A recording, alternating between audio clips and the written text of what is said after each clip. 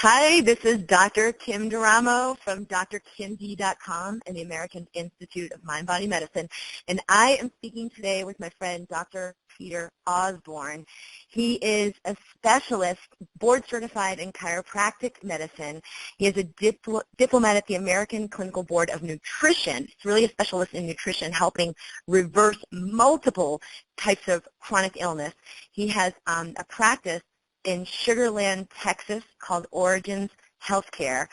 And he's recently published a #1 best-selling book, No Grain, No Pain. He's also the author of Glutenology. It's a series of digital videos and ebooks to help educate the world about gluten. And I'm super excited to be interviewing him today because he's going to share with us some ways you may not even realize that gluten can be interrupting your health, causing weight gain, depression, chronic illness, all kinds of things. And so we'll be talking today to reverse the grain brain. Welcome, Dr. Peter. Thank you. Thank you for having me, Dr. Kim. It's great to be here. Well, I want to first ask you a few things about, because I know you've had just amazing results with people with all kinds of chronic illness and then finding out that it's actually gluten causing this disease and hormone imbalance. And how do people end up knowing that they're having a gluten intolerance? Well, it's partly, I'm going to answer that question in two parts. One is that it's partly gluten. Gluten, one of the premises of why I wrote the book, No Grain, No Pain, was because gluten is like this evil-doing bad guy that everybody picks on all the time, relentlessly. And gluten can be very detrimental for someone, but there's so much more in grain that's detrimental than just gluten alone. I mean, we've got mycotoxins, we've got heavy metals in grains, we've got other proteins that shut down the pancreas's ability to secrete digestive enzymes. So there are a number of components to grain that can contribute to disease, inflammation, and other problems. But the answer that the other question, which is, how does somebody know whether or not gluten or grain in and of itself is the issue in the first place? The best way to discern this is through genetic testing. I've embarked upon every possible test you could imagine, everything you could possibly do through antibody testing, through cytokine testing, through inflammatory mediator testing, and nothing is as accurate as DNA. And the reason why, if a person has genes that are what we would call a gluten-sensitive or grain-sensitive pattern on their genes. There's a specialized gene, actually two of them called HLA-DQ genes. And if a person has this pattern where when they're exposed to grain, their body looks at the grain as an enemy, not as a friend, and creates an inflammatory response against it, that's not a disease. Right? That's a normal reaction against something that the body is not designed to be able to tolerate without creating inflammation to get rid of it. So if we measure these genes, we can ascertain whether or not a person has these grain or gluten-sensitive gene markers. If they have them, the more grain exposure they get over a lifetime, the more inflammation they create. The more inflammation they create over time, the more that bioaccumulates and builds into a host of different types of diseases. And then when someone is going to, so let's say they have this, it's positive that they have this intolerance, does that mean they have to completely give up all grains completely, or is there like a continuum where, if they have a little bit less, they'll do a little bit better? Does that work? Well, I'm going to use an analogy. It's the diabetes analogy. If a person with diabetes gives up sugar and starts to exercise, should they really give up sugar forever, and should they really continue to exercise forever? And, rhetorically speaking, yeah, absolutely, right? Because it's the thing that got them into a disease state in the first place was their prior behaviors. And so it goes that way with grain. If a person's genetically sensitive, then their behavior of consuming that food got them in that boat in the first place. And so they need to get it out. And if they bring it back in, yeah, they're going to be susceptible to the same types of damage and the same types of problems. That's why I'm a big fan of not guessing, because a lot of people will guess the gluten-free diet. They'll say, oh, I feel better when I don't eat it, and so they won't eat it. But they may be restricting their diet to too great of a degree. They may be feeling better not because they're gluten sensitive, but because they cut out wheat and the glyphosate and the atrazine that was loaded in the processed wheat that they were eating, they were allergic to, or they were having an immune response to, and it had nothing to do with gluten at all. Maybe they felt better because aflatoxin was present in the corn cereal that they were eating, and so they thought, okay, I'm giving up this grain and I feel better, but it's not really the grain, maybe it's really the aflatoxin. So my job in writing this whole thing was to differentiate the differences between the problematic substances that can be found in all grains versus gluten, and whether or not the person should avoid them all forever, or whether or not a person should avoid some and not others, etc. Okay, so they get more conclusive awareness. I know for me, a lot of my patients and clients have said, well, I kind of just cut back on it, and they think that's doing the job. And the truth is, like, it is so toxic for people who are sensitive that you'll feel so much better, like dramatically, markedly better if you kind of omit all of that stuff you're sensitive to, as opposed to like, oh, let me just eat a little bit less of it. I'll just have a half a bowl of pasta instead of a whole. Or they think they're avoiding it, but they haven't really taken the time to eradicate it completely from their diet. And I've seen that make a huge difference when people are sort of that diligent about it. So what is the connection between weight gain? And then I want you to talk a little bit about what the inflammation is, because a lot of people don't really get clear in, like, what does inflammation mean, and how does that affect my health and my how I absorb food and my brain works and all of that. So will you talk a little bit about inflammation and weight gain? So I mean, with grain, the consumption of grain, if somebody is genetically gluten sensitive and they're consuming large quantities of grain, then their normal process is to make inflammation to combat what they're eating. In essence, their body is at war with their food, and the byproduct of that war is collateral damage of inflammation. Now, a lot of people think inflammation is this bad, evil thing, and inflammation is nothing more than a housekeeper, kind of a conscious housekeeper. We have skin, and as it gets old, we use inflammation to break down old skin and build new skin. The same thing happens in our bones. The same thing happens in our muscles, in our liver, in all the tissues of our body. We use inflammation as a housekeeping tool so that we can repair tissue. It's when inflammation grows out of control, and so in the case of grain inflammation, we have people who shouldn't be eating grain, creating vast quantities of inflammation. So almost think of it as, you have a maid in your house, and every time you set something down on the counter, it disappears because she's so effective at coming through. And so you never can find anything because it's always being put away or being put up somewhere else. And so it would be infinitely frustrating to live in that kind of environment. And so this is what happens in the body. It's hyperinflamed. There's too much of it going on. And so the process of healing, part of the process of healing is inflammation. But if we never get past the initial stages of inflammation, healing actually never occurs. And so we just stay in this state of chronic inflammation. And again, inflammation being a breakdown process or a catabolic process where we're breaking down so that we can build new. And if we are always breaking down, we can never build new. So all the resources go into breaking down. Now, that's kind of part one to that question. Part two is a lot of your energy going into that too, like, which makes you kind of depleted in other areas because there's so much inflammation. Right. So if for example, if some people with grain sensitivity, gluten sensitivity, some people it affects and impacts their liver. So that, there's non-alcoholic fatty liver disease or autoimmune hepatitis, which has been linked to gluten sensitivity. And so these people, they're eating this food that's creating this damage to their liver, and now the functions of the liver, the detoxification, the hormone regulation, the thyroid hormone conversion, all those things aren't happening as efficiently. So now they have this slew of other symptoms that can start to set in. And so now they've been told they have a thyroid disease because they're a poor converter. They're not converting T4 to T3. Part of it is because their liver's damaged by gluten.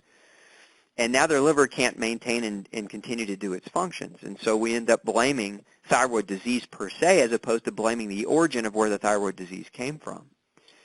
I've seen a lot of people where their young kids are diagnosed, they're overweight and they don't know why they're so overweight, and then years later they're diagnosed with fatty liver.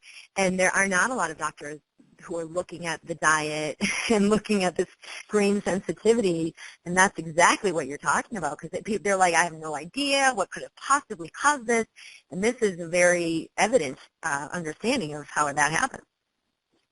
Well, and it's a matter of asking the right questions. I mean, we can give a diagnosis all day long. Doctors love to call they love to call diseases names and then offer up a solution of a medication or a surgery, and in some cases a vitamin pill or a supplement or some type of therapy or whatever the case might be. But the reality is, if we don't understand the underlying origin of where the problem is coming from in the first place, food is a major cause of disease. We know that. We've known that for years. Gluten is just in the category of food. Grain is in the category of food, and for many people, that grainflammation leads to just a chronic deterioration of the body, and it steals resources and takes those resources that would be given to other tissues to heal and properly function, and now those resources are being used to try to go about the process of healing this inflamed area. And that, of course, leads, or go ahead, I'm sorry, you were going to chime in. It's important to look at that, because so many people, when we have a diagnosis, well, I have autoimmune, I have thyroid disease, I have, arthritis or migraines, and then they kind of think that means that's my problem, where that's really just a result of an underlying problem. And this is a huge underlying problem for so many people, where all that inflammation is like stealing so much energy over there and causing so much damage that they can't heal and balance other areas, and then they have disease that's manifested over there, and all the doctors are looking over there, and all the specialists are looking over there, and that system where the underlying issue is in the GI system and in the diet. Right, and that's where the confusion is, because, I mean, how many people actually go to the doctor with a thyroid condition or diagnosed a liver condition or skin condition and get talked to about their diet? As a matter of fact, it's the opposite. Your diet has nothing to do with your condition, is what most of the people that I see in my clinic in Sugar Land, that's what I hear. They tell me, they're on their 7th or 8th doctor, being me, and they've all basically told me that their prior doctors have said, nutrition doesn't play a role in this disease or that disease or this disease, when in fact it plays a huge role, and it's not always just gluten, but again, gluten is popular, and so many people are gravitating toward that diet. Can I ask you another thing too? With now that I know that one of the reasons so many people are now gluten intolerant is because of the awareness, but what about the processing of the food and the processing of the wheat? Like, how has that impacted this sensitivity and this toxic effect from our food? Oh, the processing has definitely led to it, but I think at the end of the day, and we'll know maybe in another decade to 20 years, there's gluten sensitivity, which we all hear about. Gluten sensitivity, meaning it's specifically this family of proteins within grains called glutens that create these immune reactions that cause these people to react and have inflammation. But then there's also these other fundamental tenets about grain that can create inflammation that have nothing to do with gluten. One family of proteins in particular found in wheat called ATI, amylase trypsin inhibitors, shut the pancreas down, prevent the pancreas from digesting food. And so now the gut has this food that's non-digested, and that non-digested food rots in the gut and creates a barrier breach in the gut, and now we've got this stage of leaky gut that's occurring. And so that in and of itself has nothing to do with gluten. It's a completely separate type of protein. There's another protein in grain called GLO3A proteins that have been identified. They activate something called a toll-like receptor, and I'm not going to get into the huge deep science because most people won't know what that means or what that is, but I think it's important to understand that there's so many different mechanisms that we're discovering and that we continue to discover about grain, or about what's in grain, or about how grain is processed, whether it be with pesticides, whether it be stored in big containers that are rife with mold and mycotoxin, whether it be that they're grown in fields that are stripped of nutrient density, so the plant itself is more prone to sucking up cadmium and arsenic because the soil's depleted of other minerals. So, I mean, there's all these different parameters that can be a part of why grain in and of itself is bad for someone beyond gluten. I really think, I really want people to understand that the conversation really needs to evolve from gluten and really talk about grain as a quality of food. So, the awareness is there, and I think more people are avoiding gluten per se, but what they're actually doing is they're avoiding more grains. And so there are just so many more things than gluten that can contribute to and create damage. And there's obviously like so much that people could learn and need to sort of inform themselves with all of this. And I know you have an online webinar to educate people and give them solutions to directly create changes easily. So I want people to know that I'm also going to share that link. So Dr. Peter, we will send them to your webinar so they can kind of go forward, because we're going to have like a relatively short conversation on this really big topic, but I want to be sure people have that resource to go further with the training and with you. And that's, it's a free webinar training. So for people who want to go forward, that is going to be on this page, and you can click on that link to go forward there. So what are some natural things that people can do to reduce inflammation, to help their body get healthier, either reducing pain or illness? What are some things that people can do right now? Well, there are 7 fundamental tenets that I like to really instruct people on, and the first one is eating the right food. Now, a person can have definitive testing done that identifies what they should and shouldn't eat to a large extent, which is what I obviously am going to recommend a person who's very sick do. But the and I'm person sure who's in your not very webinar, sick, you kind of can go more into that, where they can learn more about how to do that. yeah, absolutely. But the person who's not sick, I give 3 rules of nutrition. So I call these the 3 cardinal rules, right? Rule number 1, you cannot get healthy or achieve health or maintain health eating food that isn't healthy. I mean, and I know it's kind of a duh, no kidding, right? But so many people will gravitate toward a diet soda, and they'll think, oh, it's diet, therefore it's not caloric, therefore it must be not unhealthy, right? And so they have these ways of justifying what is and what isn't healthy. But what I encourage people to do is look at the food, right? If it's full of chemicals, it's not really food. We're calling it food under the guise that it's food, but what it really is it's chemicals. So evaluate what you eat. First step is becoming aware of what is and what is not healthy. The second rule, don't eat what you're allergic or intolerant to. And outside of getting tested, if you acutely react to a food, if every time you eat a food your toes swell, or every time you eat a food your lips swell, or you break out in hives, don't pay the price of eating that food. Stop eating that food. And then the third rule, very simply put, is if you feel bad when you eat it, if you feel symptomatic when you eat that food, then stop eating that food. Again, a lot of this is just self-awareness, right? First, identifying with what is food, and second of all, being self-aware of how food actually has a relationship with your body, how it makes you feel in a negative way or in a potentially negative way. So that's kind of one thing I would say walk away with. There are a couple of other things, though. One is sunshine. Sunshine is, a lot of people don't realize, sunshine's a nutrient.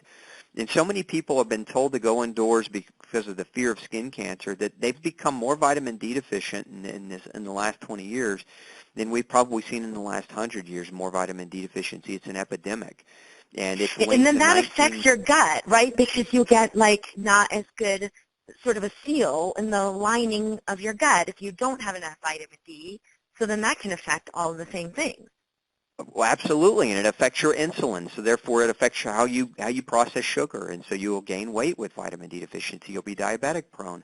Vitamin D is a prohormone. It helps you absorb calcium and iron in your GI tract. Vitamin D is a natural anti-inflammatory. It helps the immune system regulate its activity so that it's not too strong or too weak. And there are 19 causal, I say causal, not associated relationships. In other words, vitamin D deficiency can cause 19 types of cancer that we know of. And so it's an important nutrient. Go outside. And don't go out long enough to burn, but go out long enough to get sunshine without sunscreen. And think of it as a nutrient. Think of it and put it into your day. Put it in as a part of your day. So sunshine. Wow. Water I and didn't air realize quality. that either, that vitamin D deficiency can cause cancer. I mean, I know it contributes, but that is a really big thing to note. Yeah, it's causal. I mean, yeah, totally causal. So, I mean, there's, in science we have associations in epidemiological studies, but then sometimes we have these smoking guns where X plus Y equals Z, right? And that's kind of where vitamin D falls with a number of different kinds of cancers. So rule number 3 is exercise, and exercise is different for different people. Do something you love, do something that you can have fun at doing, because that's the way you'll stay consistent, but do something consistently on a regular basis. Rule number 4 is sleep, getting enough sleep. And I say, the time frame to be asleep is 10 p.m.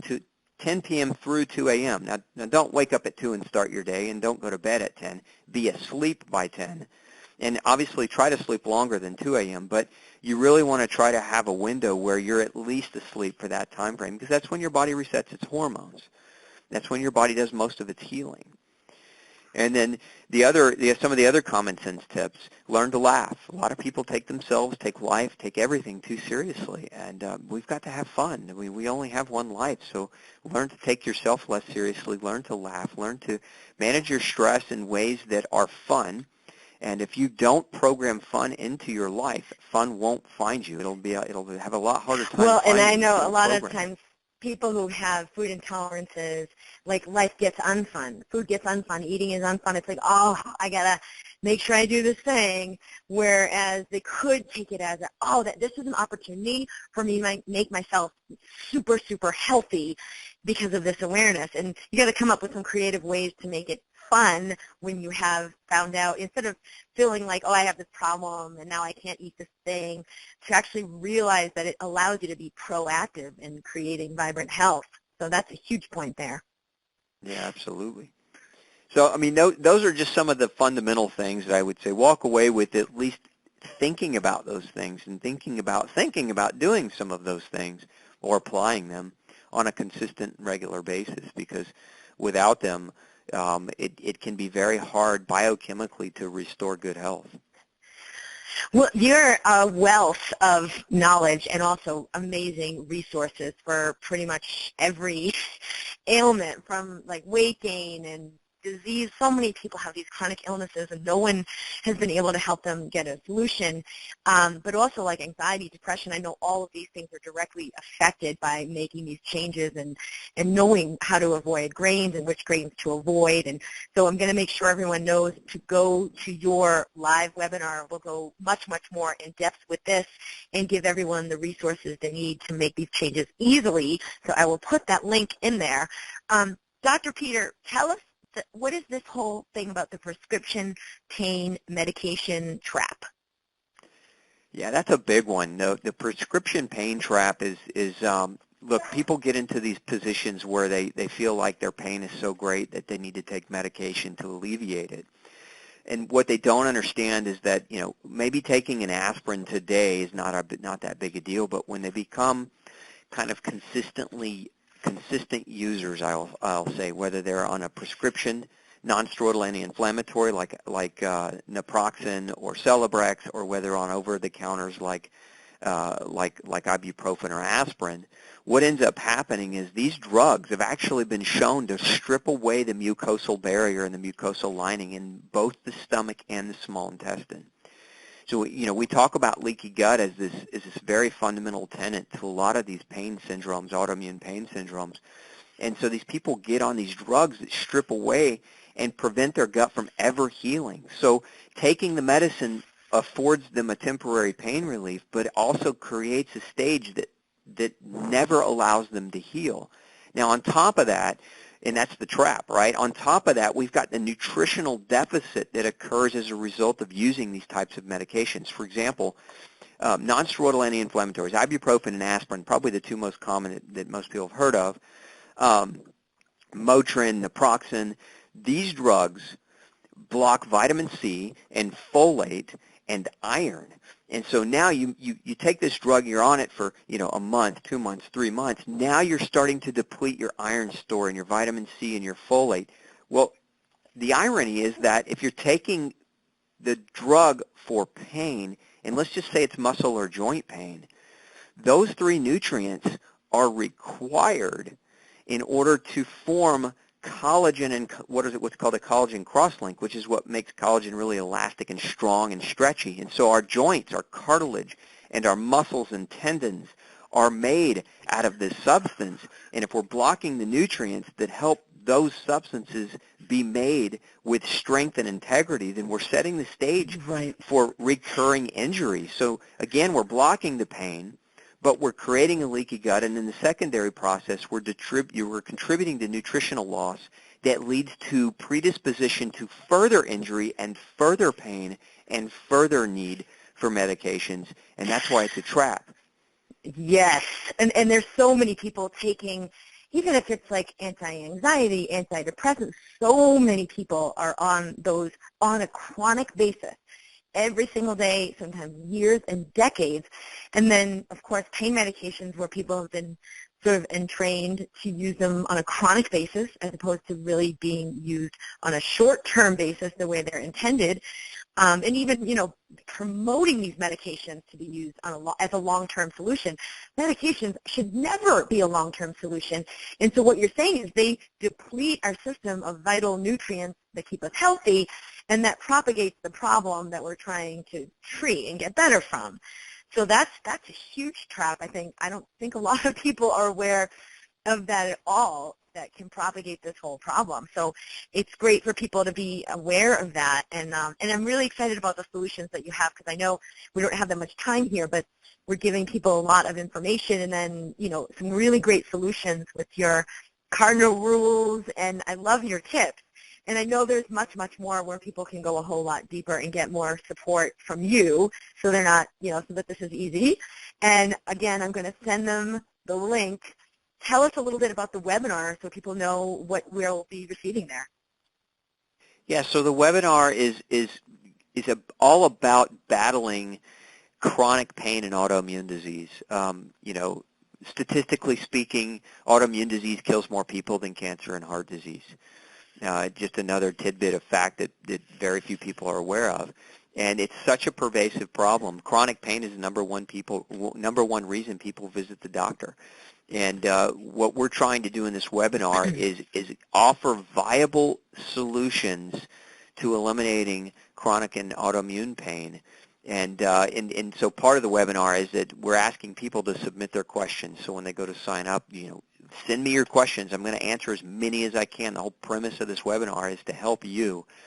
And but that's the point. It's to help people find viable solutions, real-world, workable solutions that make sense, that they can apply for the rest of their lives and not have to have this dependency upon medications that don't offer any viable solution long-term.